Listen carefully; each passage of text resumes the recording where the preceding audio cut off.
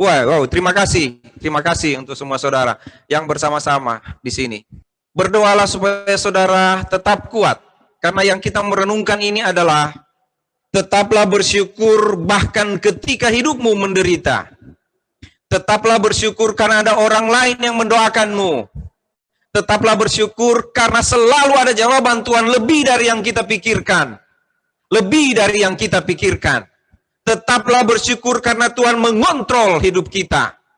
Kalau pada waktu lalu kita sudah pernah di awal dari pada tahun ini kita merenungkan dari 1 Tesalonika pasal 5. Tetaplah bersyukur, sekarang kita ke 2 Tesalonika. Kedua Tesalonika, 2 Tesalonika pasal 1 ayat 3 sampai 12 tentang ucapan syukur. Di situ di tema ditaruh judul oleh Lai, ucapan syukur dan doa. Bersyukur karena ada doa yang dijawab Tuhan. Ya? Saudara saya dari Austria, dia Austria, saya Austria, ya saya Patria. Ya. Ya, namanya kita bersaudara jauh-jauh. Ketemunya di Bogor. Ya kan?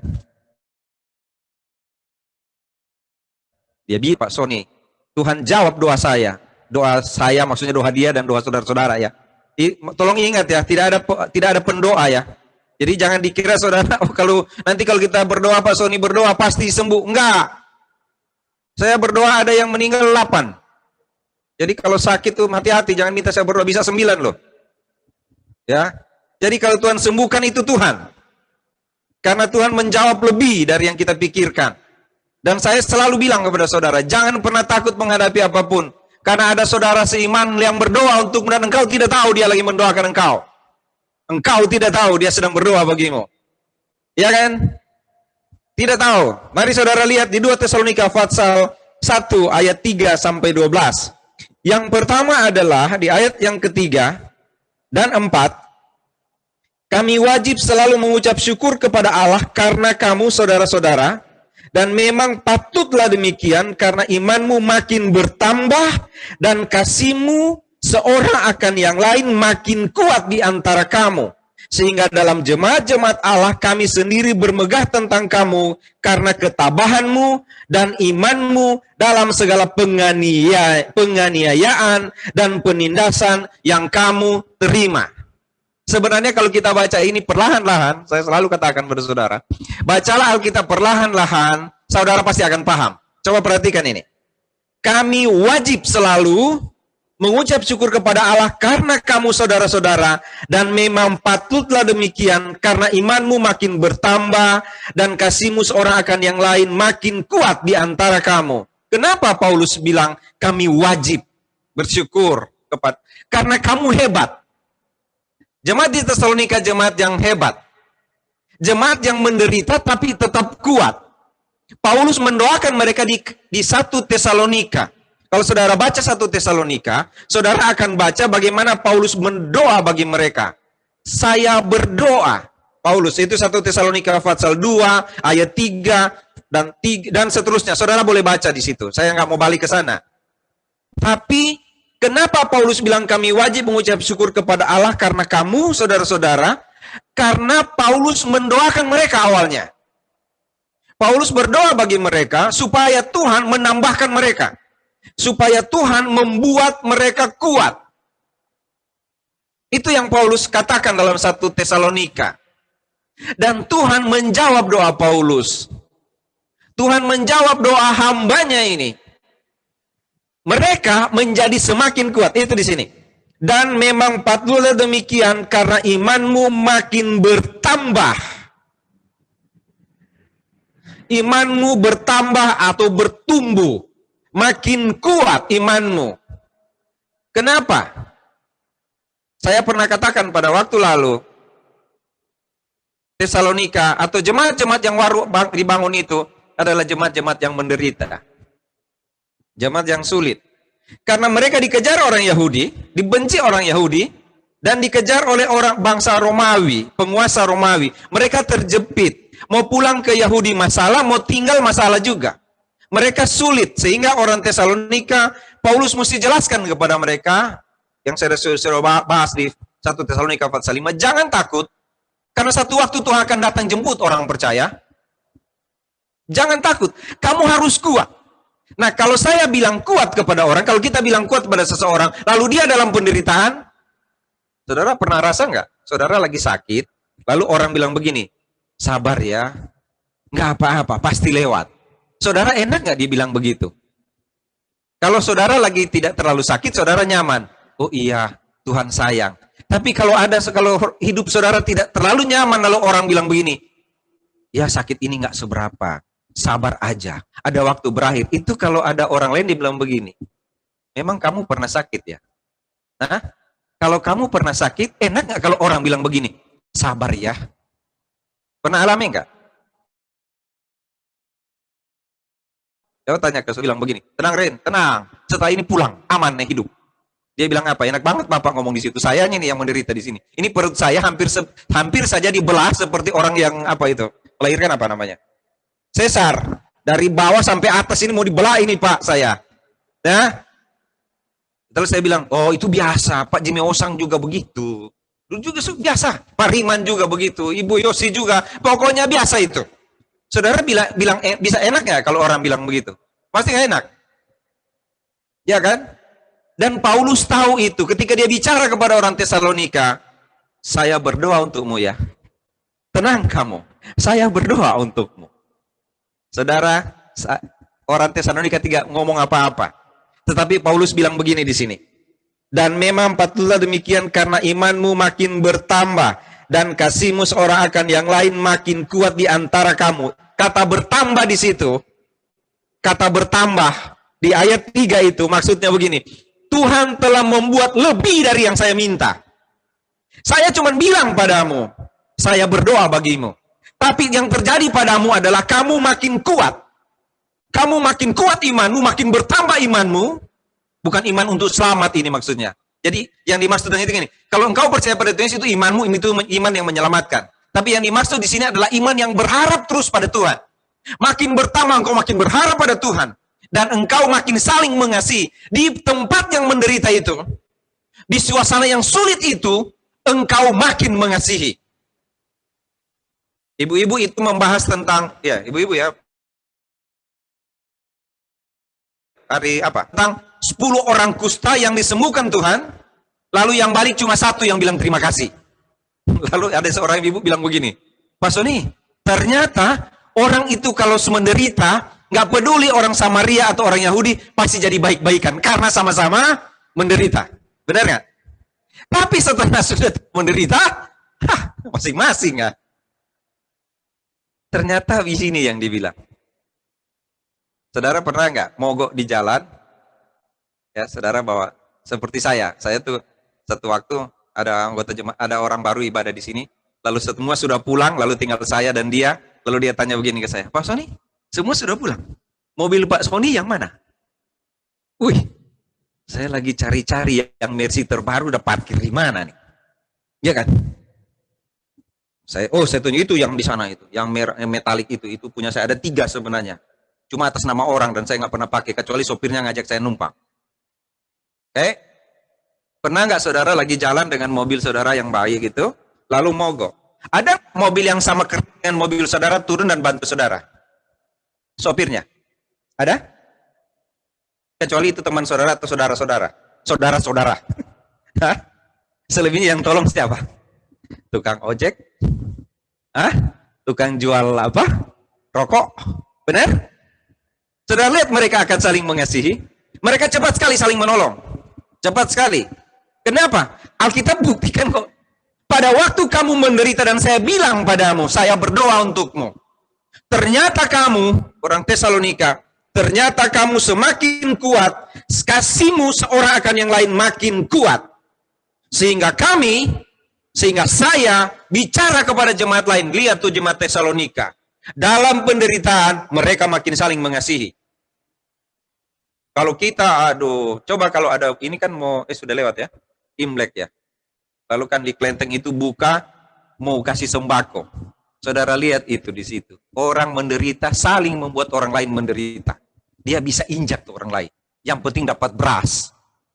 Ya kan? Tidak selalu juga ternyata sesama menderita itu saling menolong. Tapi di sini dia bilang ini, kamu semakin kuat sehingga kami bisa bicara kepada orang lain. Lihat tuh jemaat di Tesalonika. Ya, jemaat di Tesalonika, walaupun mereka sulit, ternyata mereka saling menolong. Apa? Doa yang disampaikan oleh Paulus ternyata dijawab lebih dari yang dipikirkan.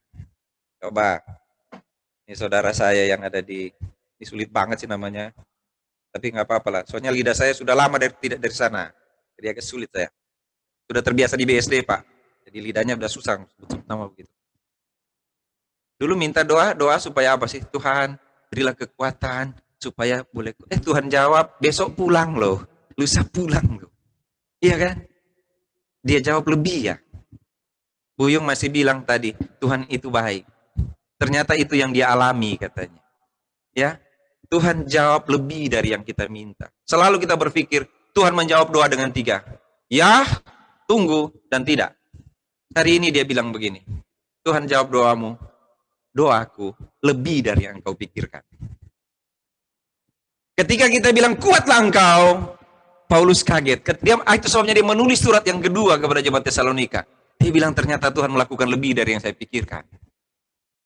Lebih dari yang saya pikirkan. Selalu seperti itu. Lebih dari yang saya pikirkan. Lebih dari yang saya pikirkan karena kami bermegah, kamu tabah dan imanmu dalam segala penganiayaan dan penindasan yang kamu derita. Banyak sekali air mata kalau kita berdoa bagi saudara kita yang sulit kan, yang lagi menderita kan? Kita akan berdoa dengan air mata, Tuhan tolong agar dia tidak makin menderita. Tuhan tolong supaya dia kuat Tuhan.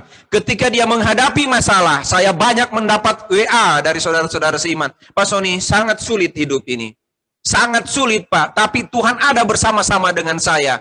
Tuhan akan menguatkan saya. Saudara tahu itu? Apakah saya menguatkan? Tidak. Saya dikuatkan oleh kata-kata itu. Terima kasih saudara-saudara. Terima kasih ketika saudara bilang, saya dikuatkan Pak Sony. Saya dikuatkan.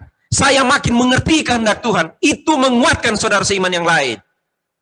Kalau engkau menghadapi masalah, lalu ada orang bilang, saya berdoa bagimu, dan engkau bilang, terima kasih. Saya makin dikuatkan. Sebenarnya saudara sedang membuat orang lain makin dikuatkan. Kita sedang membuat orang lain dikuatkan ketika kita bilang, terima kasih untuk doamu. Karena Tuhan sedang menguatkan saya. Itu akan menjadi kesaksian. Saya sudah khotbahkan waktu lalu. Ketika hidup baik, ketika hidup diberkati Tuhan, itu akan menguatkan orang lain. Kenapa menguatkan? Situasinya begini. Suatu bukti gini.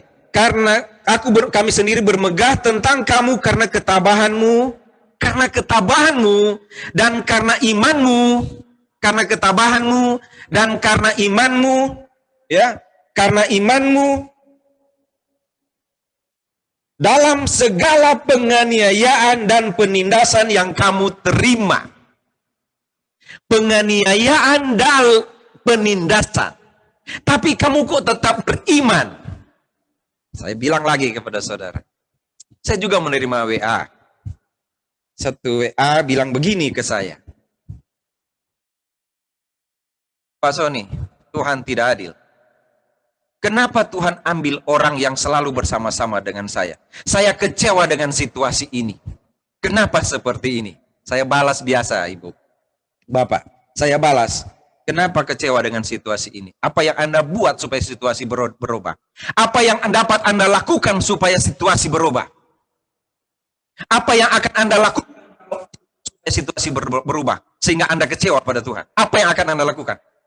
Kalau kau sakit, saya kecewa pada Tuhan karena saya sakit. Apa yang dapat Anda lakukan supaya Anda tidak sakit? Saya kecewa kepada Tuhan dengan situasi ini. Apa yang dapat Anda lakukan supaya situasi itu tidak mengecewakan Anda? Tidak ada. Saya bilang kepadanya, karena kita tidak punya kuasa mengubah situasi ini. Nggak punya.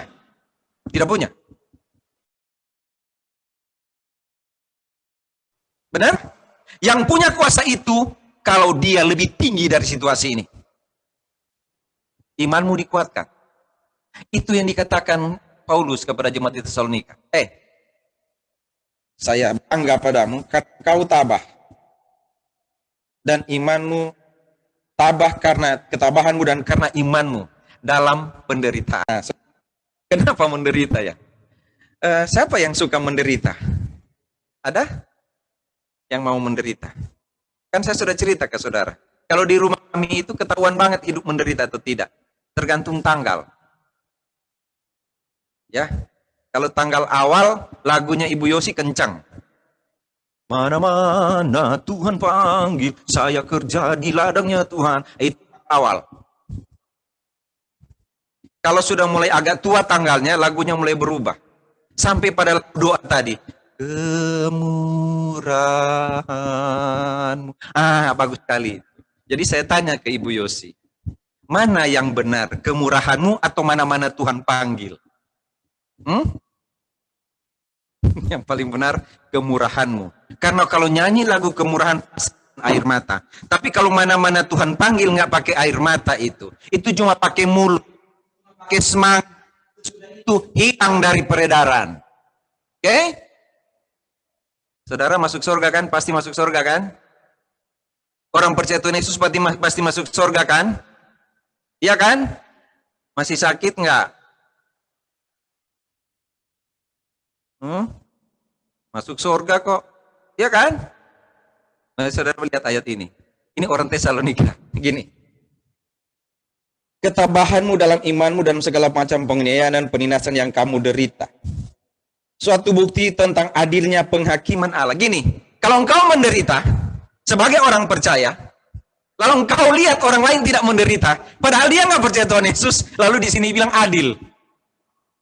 Adil loh Tuhan. Saya menderita, dia enggak. Loh. Gimana ini? Bagaimana ini? Apa yang mau terjadi ini? Kalau saya menderita, dia tidak. Adil loh. Adil. Bukti keadilan Allah yang menyatakan bahwa, saudara boleh baca nggak? Coba lihat di Alkitab, saudara baca kata ini. Gini. Suatu bukti tentang adilnya penghakiman Allah yang menyatakan bahwa, apa? Yang menderita tadi. Kamu layak. Nah loh. Kamu layak menjadi warga kerajaan Allah. Enak kan? Enak ya? Gini, kalau engkau menderita, engkau layak masuk dalam kerajaan Allah. Wahai puji Tuhan. Engkau masuk surga. Wahai puji Tuhan. Engkau ada dalam kuasa Tuhan. Wahai puji Tuhan. Kenapa? Engkau layak untuk itu. Tetapi coba saudara baca anak kalimat. Gini. Allah adil. Membuktikan bahwa Allah adil. Dan yang menyatakan bahwa kamu layak menjadi warga kerajaan Allah. Yaitu kamu yang sekarang menderita karena masuk surga sih, masuk surga, bangga banget masuk surga. Apa yang dia bilang sekarang? Engkau layak masuk kerajaan Allah karena kamu menderita karena kerajaan itu. Ada yang mau menderita karena Tuhan enggak?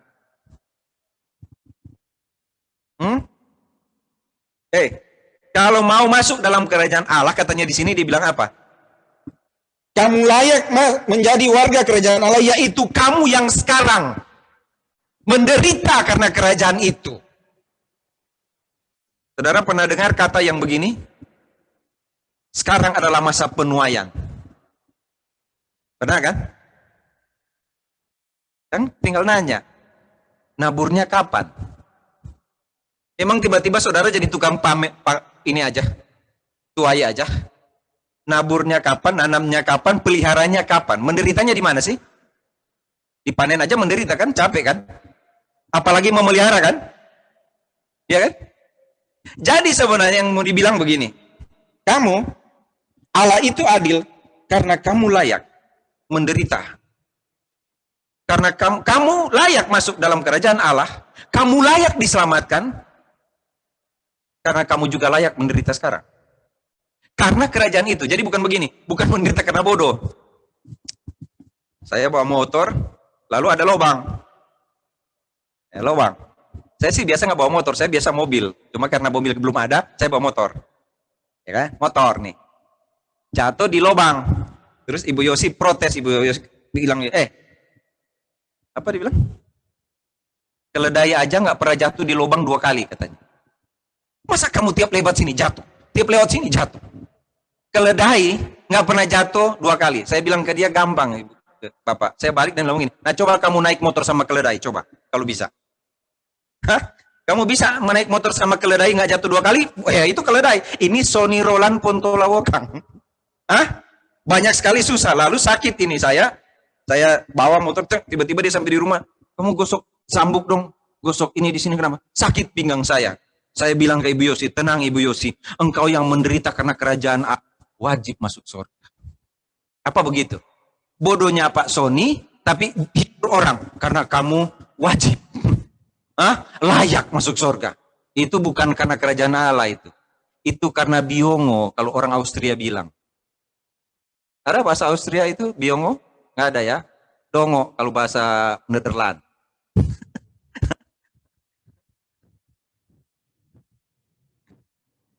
Bayangin aja itu. Bukan itu tuh menderita karena kerajaan Allah. Bukan itu tuh menderita dan Tuhan bilang bahagialah engkau. Bukan. Kalau engkau, itu sebabnya orang Tesalonika menjadi kuat. Kenapa? Karena mereka akhirnya Paulus bilang, kalau kamu menderita karena kerajaan Allah, engkau wajib, engkau layak masuk dalam kerajaan Allah. Karena sekarang engkau menderita. Kenapa Paulus bilang begitu? Saudara masih ingat kisah Paulus? Saulus waktu itu dia mengejar orang Kristen, ya? Iya benar kan? Dia kejar kan? Ya. Lalu setelah pada kisah pasal 9 itu, lalu ada sinar dari sorga dan bilang, Saulus, Saulus, mengapa engkau menganiaya aku? Ingat? Kenapa Paulus bilang engkau layak menderita karena kerajaan itu? Karena kalau engkau menderita karena kerajaan itu, Yesus bersama-sama dengan engkau. Kalau engkau menderita dalam pelayanan, kalau engkau menderita dalam mengasihi Tuhan, Yesus ada bersama-sama dengan engkau. Kalau engkau menderita karena orang lain membuat engkau menderita, di sini dikatakan, engkau bersama-sama dengan dia. Jadi saudara, karena engkau orang percaya, ini ada Ibu Erna, Bu Elis. Saya kaget sekali sekarang mereka kalau pakai status ayat Alkitab semua.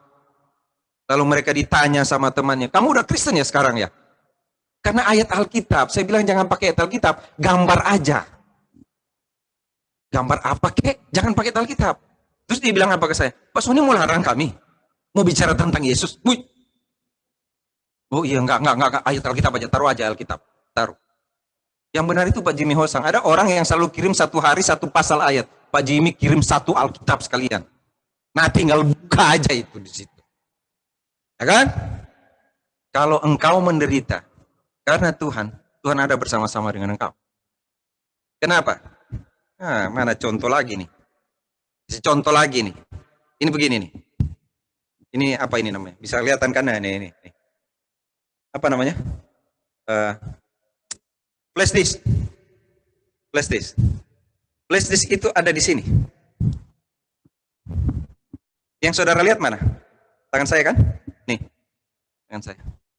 Ya? Ada flash di dalam. Oke? Kalau engkau menderita dalam kerajaan Allah, engkau ada di mana? Ada di dalam Tuhan. Kenapa? Apakah memang menderita kalau bersama-sama dengan Tuhan dalam sini? Ini. Engkau ada di dalam. Itu yang dia bilang. Itu yang Tuhan bilang. Itu yang Paulus bilang. Engkau layak. Karena Tuhan Yesus sudah menderita duluan untukmu. Ketika dia menderita, dia bawa engkau masuk ke dalamnya. Di sini. Sekarang pertanyaan Tuhan Yesus ada di mana sekarang? Ada di surga. Sekarang ada di sini. Ini saya jelaskan kepada Ibu Erna dan Elis. Begini nih. Ada di sini dia. Sini. Lalu ini. Siapa yang bisa keluarkan ini? Harusnya, kalau ini kekuatannya ada di sini. Yang bisa membuka ini, tangan ini harus yang punya kekuatan yang sama dengan ini. Tetapi kalaupun sama nggak bisa. Maaf. Kalau Tuhan pegang kita dan ada kekuatan yang sama dengan Tuhan untuk berusaha mengeluarkan dia dari tangan kita, dari tangan Tuhan, nggak akan bisa. Kenapa? Oke, ini yang agak panjang dikit supaya bisa lihat. Kalau kita ada di tangan Tuhan, lalu harus ada kekuatan lain yang akan menarik kita keluar dari Tuhan, nggak bisa kekuatannya cuma sama karena akan terjadi tarik menarik. Ngerti maksud saya? Karena sama kekuatannya. Saudara pernah ikut lomba tarik tambang belum? Kalau belum setelah ini latihan. Ya, gini. Kalau sama dia cuma segini orang, tidak akan bisa lepas. Ini tidak bisa lepas, ini nggak bisa narik. Jadi hidupnya cuma segini. Jadi supaya kita bisa keluar dari tangan Tuhan, harus ada kekuatan yang lebih besar dari Tuhan. Baru bisa lepas. Bisa lihat maksudnya? Saudara lihat nggak kekuatan Tuhan? Saudara lihat nggak jaminan Tuhan? Kalau kekuatannya cuma sama, nggak bisa. Jadi minta maaf, saya banyak kali salah bilang. Kalau nanti ada kekuatan lain bisa menarik saudara dari Tuhan, saudara bisa lepas. Nah akan. Karena kalau kekuatannya sama kuatnya, Tuhan juga bisa tahan kita. Dan tidak bisa lepas. Jadi, untuk keluar dari tangan Tuhan, harus punya kekuatan yang lebih besar dari Tuhan. Ada nggak, saudara? Jadi gini, jangan berita karena jatuh di lubang. Naik motor. Jatuh di lubang, baru bilang begini, oh memang Tuhan punya rencana yang indah. Bukan, itu biongo. Bahasa Yunaninya itu. Itu bodoh. Ya, jangan bodoh, kalau bodoh baru bilang ke Tuhan. Kalau bodoh baru bilang, oh Tuhan pasti punya rencana. Enggak, bodoh. Bodoh. Ya.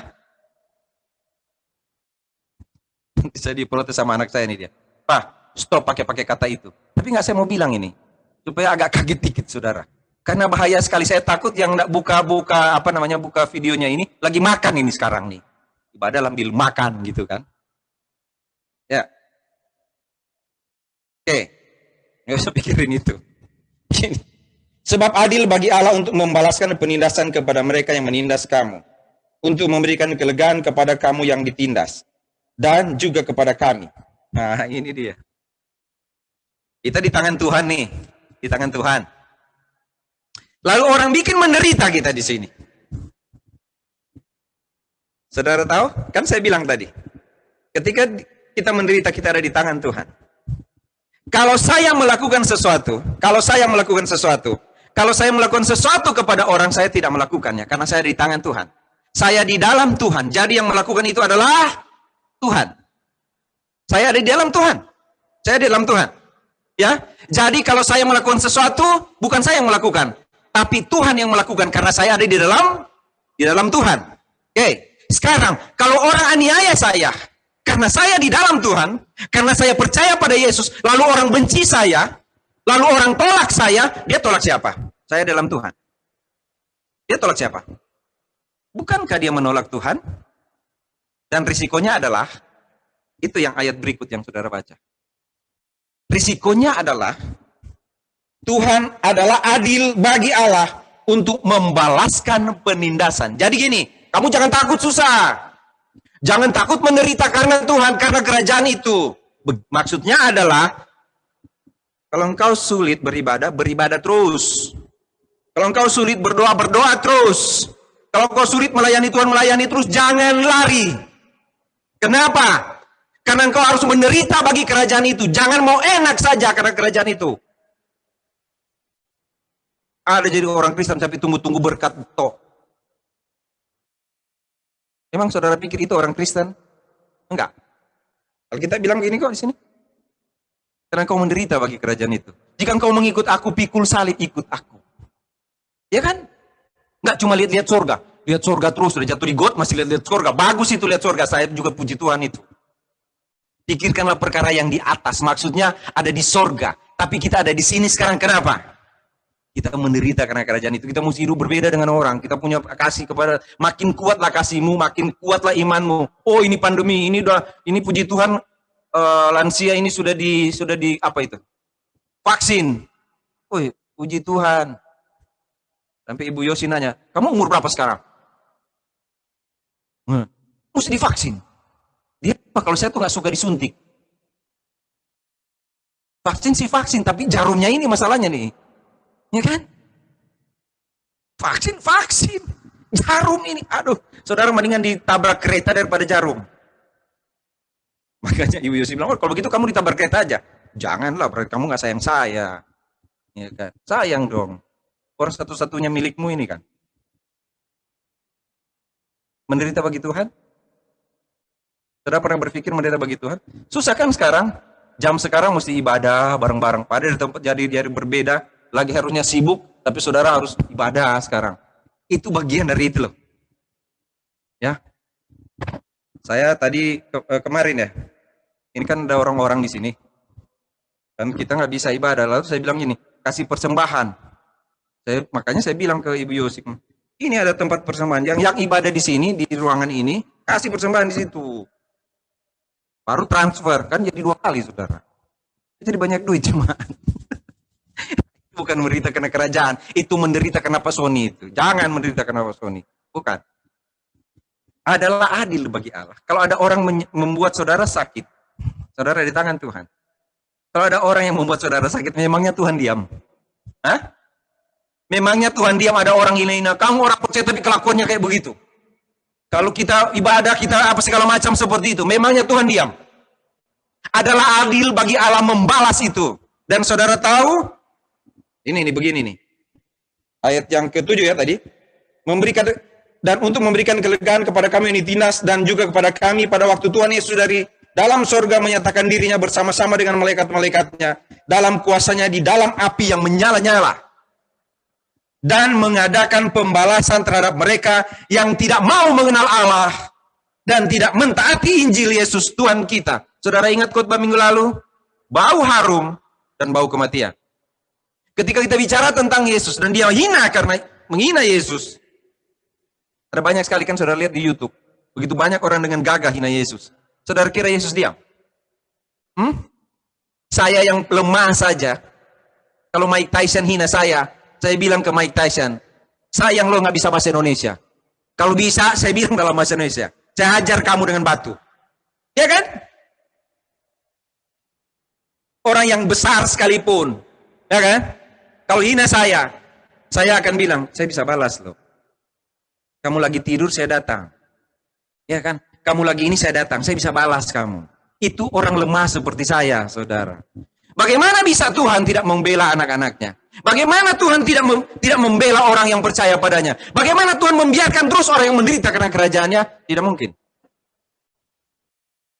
Tidak mungkin. Jadi ada yang takut menderita karena kerajaan Tuhan? Adakah yang takut menderita karena mau melayani Tuhan? Ada? Nggak mungkin Tuhan diam. Ada 2 yang akan dia balas. Sekarang dia balas, dan yang berikut dia akan balas. Dibilang begini, mereka akan menjalani hukuman kebinasaan selama-lamanya, dijauhkan dari hadirat Tuhan dan dari kemuliaan kekuatannya. Wah, kasihan. Sekarang dia panggil, marilah kepadaku, hai kamu semua. Berikut, karena engkau menganiaya anak-anakku. Ya, saya balas sekarang, tapi juga berikut engkau habis. Seorang bertanya pada saya di PA, Pak Sony, apakah Tuhan akan membalas dengan kejam? Soalnya Tuhan menggunakan kata murka. Tuhan akan membalas dengan murkanya. Kira-kira kalau Tuhan balas seperti apa, Pak Sony? Saya bilang begini, saudara. Kalau ini kasih Tuhan setinggi sini, ya kan? Tinggi sekali kan kasih Tuhan kan? Kasih Tuhan itu kan tidak dapat kita bayangkan kan? Benar? Kasih Tuhan itu lebih dari yang kita pikirkan. Itu Tuhan. Satu-satunya kasihnya tidak dapat kita pikirkan. Seperti itu. Sekarang saya tanya tentang murka Tuhan. Nah kalau Tuhan marah, apakah dapat kita pikirkan? Kalau Tuhan murka, dapatkah kita pikirkan? Tidak heran kalau orang-orang pada zaman Nero, ketika Nero aniaya orang percaya bilang begini, terima kasih Nero. Engkau bantu kami untuk segera bertemu dengan Tuhan kami. Dan engkau siap-siaplah bertemu dengan Tuhan kami. Tapi engkau tidak bertemu di sorga. Engkau bertemu dengan dia di tahtanya, dan engkau akan dihukum di neraka selama-lamanya. Setiap orang yang mencoba menghina Tuhan, jangan dikira Tuhan diam. Hati-hati anak-anak Tuhan. Ya, hati-hati. Menjadi orang yang percaya pada Tuhan. Kalau di 1 Tesalonika pasal 1 ini bilang, adalah layak menderita bagi dia. Adalah layak melayani dia. Adalah layak menyerahkan hidup padanya. Dan akibatnya adalah orang lain akan aniaya engkau. Tapi Tuhan tidak pernah diam. Tuhan gak mungkin biarkan. Siapa yang pernah merasa Tuhan biarkan dia? Pasti banyak kali kita akan bilang begitu. Iya Pak Sony, kenapa ya Tuhan biarkan ya? Saya pengen sekali ini, tapi kok Tuhan tidak biarkan saya ya? Tolong ingat saudara, ada satu yang saudara ingat. Tuhan tuh masih kasih nafas kepadamu. Ya, kalau dia cabut tuh nafas, Kalau nanti ya Tuhan marah kepada seseorang, dia masih kasih waktu hidup panjang. Engkau niat terus tuh orang Kristen. Engkau hina terus orang Kristen, Tuhan kasih waktu panjang. Bahagialah engkau hina, karena sesudah itu tamat hidupmu. Ya? Jangan coba-coba hina orang Kristen, karena engkau sedang menghina Kristus. Dan jangan pernah takut orang Kristen untuk menderita karena Tuhan, karena itu layak bagimu. Jangan menderita karena panu, jangan menderita karena gatal-gatal. Itu bukan karena Tuhan biasanya. Itu cuma karena jarang mandi. Kalau Ibu Yosi bilang ke saya, jadi kalau gini, saya gatal tangan saya. Ibu Yosi bilang ke saya, wah itu ada sesuatu mau terjadi. Oh, saya senang sekali. Biar nggak gatal, saya bilang begini, gatal ini. Padahal nggak gatal, supaya Ibu Yosi bahagia. Ada sesuatu yang mau terjadi. Nah, satu waktu saya bilang, kan kalau saya tanya ke tetangga, itu Pak, ada Pak Haji Timbul kan di sebelah rumah saya. Pak Haji, kalau gatal di sini, oh ada yang mau kirim duit itu Pak. Oh, itu baru tangan ada yang mau kirim duit, saudara. Lalu berarti kalau badan saya masuk gatal, wih, apa yang mau dapat? Saya bilang ke Ibu Yosi, kok sekarang saya gatal-gatal ya? Jadi si Ibu Yosi mau bilang begini, aduh itu bukan cuma duit Pak Sony. Pasti pesawat pun dikasih. Enggak, dia bilang gini, itu karena kurang mandi Pak. Bukan duit, bukan, karena belum mandi. Saudara lihat, ada banyak sekali orang berpikir, oh ini yang mau terjadi, ini yang mau terjadi. Enggak. Yang mau terjadi Tuhan buat. Kalau kita dianiaya karena Tuhan, kalau hina karena Tuhan. Kalau kita asal dihina karena Tuhan ya, jangan saudara-saudara cari dihina loh. Jangan setelah ibadah ini pikir, biar dihina oleh Tuhan. Pakai salib besar-besar, jalan. Kenapa? Supaya dihina. Itu bukan, itu karena pamer. Salah lagi itu. Kalau engkau mengasihi saudaramu, kalau engkau saling mengasihi, kalau engkau memberitakan Injil, kalau engkau ibadah, kalau engkau lakukan seperti itu, berbuat baik kepada orang lain. Dan orang bilang, segitu aja. Cuman begitu aja. Memangnya Tuhan diam? Tuhan balas, saudara. Yang berikut dia bilang apa? Apabila dia datang pada hari itu untuk dimuliakan bersama orang kudus akan dimuliakan. Ayat yang ke-11, karena itu kami senantiasa berdoa untuk kamu. Saya sudah berdoa, dan Tuhan sudah menjawab lebih dari yang saya pikirkan. Itu Paulus bilang.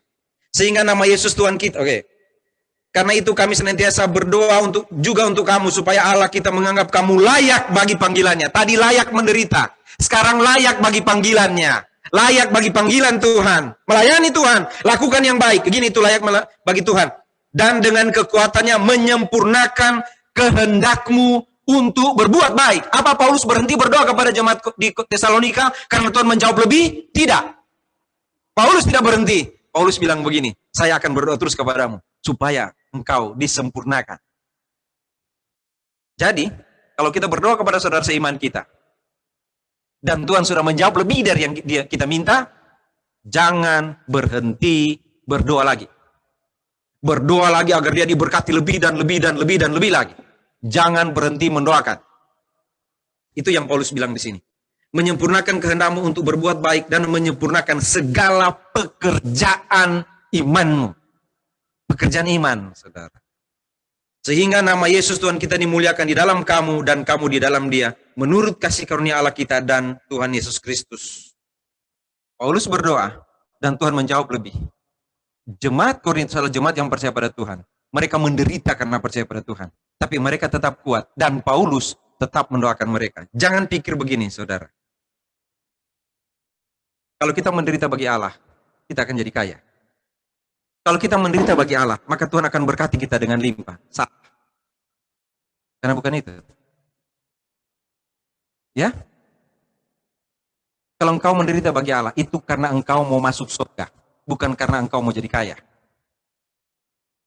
Masa orang menderita mau jadi kaya? Keluar duit lah. Ya kan? Orang sakit masuk rumah sakit, masa tiba-tiba keluar jadi kaya? Enggak. Duitnya habis. Tapi dia sehat. Benar? Yang berikut adalah, apakah kita akan tetap bersyukur walau hidup kita sulit? Kelemahan kita jarang sekali bersyukur pada waktu hidup kita sulit. Sehingga kita tidak mau menderita bagi Tuhan. Kenapa? Kita tidak pernah bersyukur kalau kita sulit. Tuhan, terima kasih untuk penderitaan hari ini. Saya PA, lalu saya bilang ke seorang ibu, baca tuh Alkitab bilang apa? Kesusahan sehari cukup untuk sehari. Lalu dia bilang begini, berarti Pak, setiap hari susah dong. Susah. Terus, ya nggak usah simpan di kulkas tuh susah kan? Kalau makanan boleh simpan di kulkas. Tapi kalau menderita jangan. Nggak usah disimpan, nggak usah dipikirin. Jadi kalau hari ini menderita, nggak usah dipikirin. Karena besok masih ada, saudara. Kasihan ya. Saya menderita sekarang, terus besok menderita. Nggak usah hidup, Pak. Ya sudah, kalau ibu nggak mau hidup, terserah. Apa ibu mau buat supaya nggak hidup? Bunuh diri. Ah, meneraka itu. Itu menderita selama-lamanya. Jadi pilih. Hari ini menderita, besok menderita. Sial banget, Pak, jadi orang Kristen menderita terus. Benar nggak? Pernah nggak sudah pikir begitu? Wih, sial banget jadi orang Kristen. Menderita terus ya. Saya mau tanya, apa benar saudara menderita? Hah? Menderita? Menderita nggak saudara?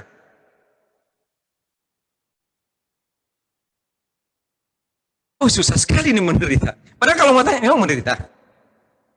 Memang menderita ya? Saya kan pernah cerita ke saudara. Papa saya meninggal, kami berenam. Saya berlima adik, dan satu mama saya. Berenam kami. Kalau kami minum teh itu 3 gelas mesti dibagi separuh. Dibagi separuh itu, untuk minum teh manis ya. Jadi mama saya itu ada ikan roa, kepalanya itu diikat pakai benang, lalu bikin sayur, itu ikan itu dimasukin di situ. Kepalanya. Setelah masak, ikan itu ditarik lagi untuk dicelup lagi besok. Menurut saudara, saya menderita tidak? Hmm? Orang bilang kami menderita, tapi kami berenam tidak menderita, saudara, kalau saudara mau tahu. Kenapa? Kami masih ketawa-ketawa karena paling kurang ada rasa ikan. Saya pernah mengalami itu kan? Pernah kan? Iya kan? Pernah dong? Iya kan? Adik saya itu makan Kentucky dulu, itu kan barang mahal tuh Kentucky. Kalau sekarang Kentucky boleh duduk di rumah datang tuh Kentucky. Mahal sekali. Jadi kalau dia makan, dia pelan-pelan, dia makan, dia taruh lalu dia nikmati. Setelah selesai saya tanya, masih enak? Udah enggak? Kenapa? Sudah selesai itu Kentucky. Benar? Memang menderita? Jadi, bisakah bersyukur pada waktu kita menderita karena kerajaan Allah? Bersyukurlah. Yang berikut adalah, kenapa kita menderita? Karena Allah menghajar kita untuk berharap pada Tuhan. Di 1 Tesalonika pasal 5 kan Paulus sudah bilang, satu waktu dia akan jemput kamu. Tetaplah berharap pada Tuhan, tetaplah bersyukur dan berharap pada Tuhan, karena kalau engkau menderita karena orang lain, Tuhan akan balas pada dia. Tuhan akan hancurin dia. Tenang saja, tenang. Itu kutu busuk aja. Saudara mungkin belum pernah hidup dengan kutu busuk. Saya tuh pernah hidup dengan kutu busuk. Kalau kutu busuk itu dipukul lalu dia lari, itu orang itu akan pencet itu kutu busuk. Nah, untuk membuktikan kutu busuk itu mati atau enggak, dia akan begini. Nah, mati. Kutu busuk. Itu kutu busuk. Gitu. Baru mati nih kutu busuk. Saudara, Tuhan akan pencet, itu gencet tuh orang, pencet, lecet, segala cet ada di situ. Bagi orang yang menganiaya orang percaya. Tetapi Tuhan juga tidak akan menghargai orang percaya yang takut menderita karena Tuhan. Jadi mulai hari ini, berdoalah bagi saudaramu, berdoalah bagi saya, berdoalah bagi kita, saya berdoa juga bagi saudara, supaya tetap kuat dalam apapun, supaya boleh cerita ke orang lain. Itu dia di sana, jemaat di sana, hebat mereka. Ya kan? Bisa, saudara? Tetaplah bersyukur, karena Tuhan berkati. Karena Tuhan selalu pegang kendali.